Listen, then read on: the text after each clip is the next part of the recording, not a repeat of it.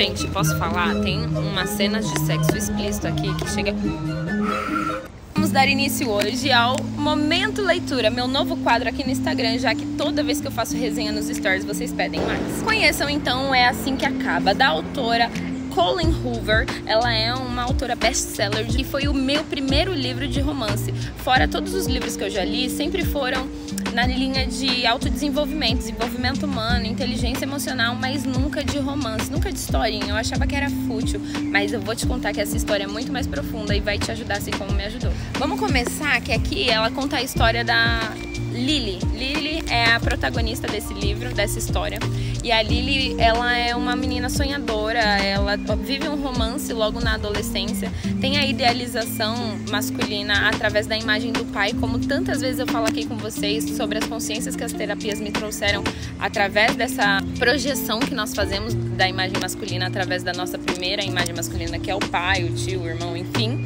E não é diferente assim com a Lily. Então o pai da Lily era uma pessoa muito agressiva, inclusive com a mãe dela, ela viu a mãe dela ser agredida algumas vezes. Tranquilo que eu não vou dar spoiler, só vou contar mais ou menos no que eu me identifiquei. Então a Lily, gente, ela presencia o pai dela abusar da própria mãe, bater na própria mãe, e inconscientemente ela atrai um homem pra vida dela que acaba fazendo isso com ela. Mas antes dela entender que esse é um homem, uma relação abusiva, ela acaba entrando naquele conto de fadas, que a gente vê o homem como perfeito, que o homem tem aquele ar sedutor, que a forma dele ser doce nos envolve.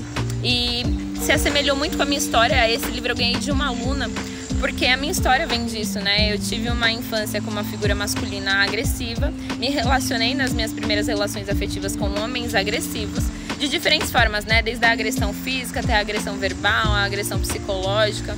E todas essas agressões são colocadas aqui nesse livro. Eu sempre posto algum trechinho pra vocês e vocês sempre me pedem pra eu falar um pouco mais sobre a história, então por isso que eu tô fazendo esse trecho pra vocês agora.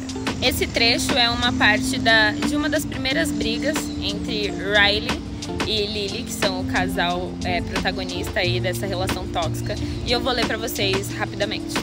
Seu braço envolve minha cintura por trás. Sua mão sobe por minha barriga e me segura o seio com firmeza. Sua outra mão roça meu ombro enquanto ele afasta meu cabelo do pescoço. Fecho os olhos enquanto seus dedos começam a correr minha pele. Mas, a princípio, uma pessoa doce, uma pessoa amável e muito semelhante às pessoas que a gente se surpreende ao longo da vida, achando que é o príncipe encantado e do nada. Aqui ela está descrevendo, então, que eles estavam ali muito íntimo a dois. Só que em algum momento, ele leu o diário dela. O diário dela que falava desse amor da infância. E olha aí o que acontece. Tento me afastar, mas ele está me segurando com tanta força que nem se mexe. A dor dos seus dentes perfurando minha clavícula, que é onde ela tinha uma tatuagem que faz lembrar o namorado da infância, se espalha pelo meu ombro e desce pelo meu braço imediatamente. Começo a chorar e soluçar. Riley, me solte, digo com uma voz suplicante. Por favor, se afaste. E aqui diz que ele não se afasta, que ele continua e que essa briga piora. Então, a minha análise é sobre a reflexão das relações tóxicas, o quanto a gente se culpa, porque nesse caso ela adquiriu essa culpa só por conta dela ter tido um diário. E ele leu esse diário, tipo, pensa na diferença de idade de pelo menos de 15, 20 anos, de quando ela escreveu para quando ela se casou, e o cara tratá-la dessa forma, porque ele não sabia lidar com ela ter um passado.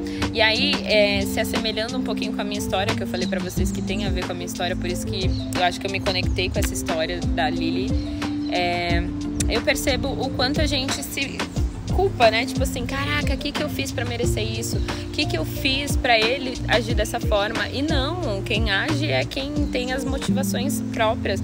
Não é que a gente motivou alguém a ponto dela fazê-lo, entende? Se você faz mal, é só pelo que você tem dentro de você, não pelo que outra pessoa ocasionou em você, até porque todos os dias acontecem coisas com outras pessoas ao nosso redor e nem por isso a gente sai se motivando a ser reativa a partir dessas coisas, entende? Então eu não tô fazendo esse conteúdo pra frisar o relacionamento tóxico, e sim para entender que a partir de uma leitura você pode despertar consciência sobre determinadas coisas que a gente normaliza e que não são normais, que são tóxicas, que a gente evita sair de determinadas relações acreditando que, ai, mas ele me ama tanto e ele só fez isso porque ele me ama demais, ele só fez isso porque ele tem ciúme de mim, porque eu dei motivo. Reavalie as suas relações, reavalie o quanto você gosta de ser tratada de determinadas formas e principalmente como você merece merece ser amada. Ações finais. Quando começa a chegar no final da história, a gente começa a ver o quanto mulheres e a sororidade é importante para a recuperação da autoestima de quem está dentro de um relacionamento abusivo. Lily então se reaproxima de sua mãe, se reaproxima de uma grande amiga que a acolhe, mesmo sendo sua cunhada. E irmã do cara que batia nela, ainda assim apoia ela e mostra pra ela que a vida não tá certa desse jeito. E mostra que os relacionamentos não são tóxicos porque sim. Os homens não são violentos porque sim. Ela apoia a sua amiga então a sair desse relacionamento. E aqui o livro acaba com ela saindo dessa relação. Quer saber um pouquinho mais? Quer saber como é assim que começa? Like pro próximo vídeo e comenta pra me contar o que você achou dessa resenha.